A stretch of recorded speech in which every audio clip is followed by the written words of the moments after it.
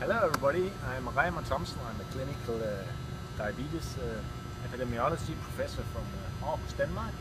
I'm here to present an interesting cohort study on almost 25,000 metformin starters in Denmark.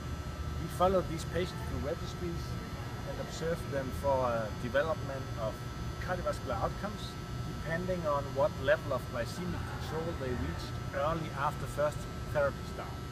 You can see from the curves here, just as in the trials, our real-world data show that those who only reach glycemic control corresponding to an A1C of more than 8 within 6 months after first metformin start, they have a much higher incidence of cardiovascular outcomes compared to those who reach, as recommended, a stringent target of less than 6.5 in A1C.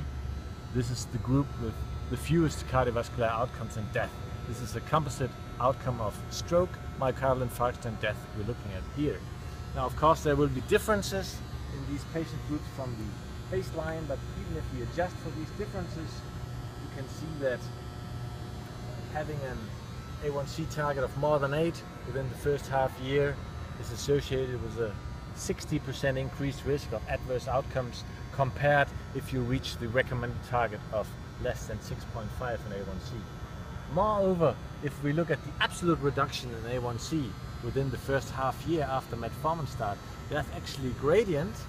The bigger absolute reduction you achieve within the first 6 months after metformin start, the lower your cardiovascular risk.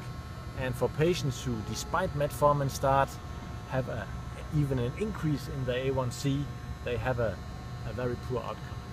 That's what our interesting results show, so please feel free to drop by and discuss with me this interesting poster.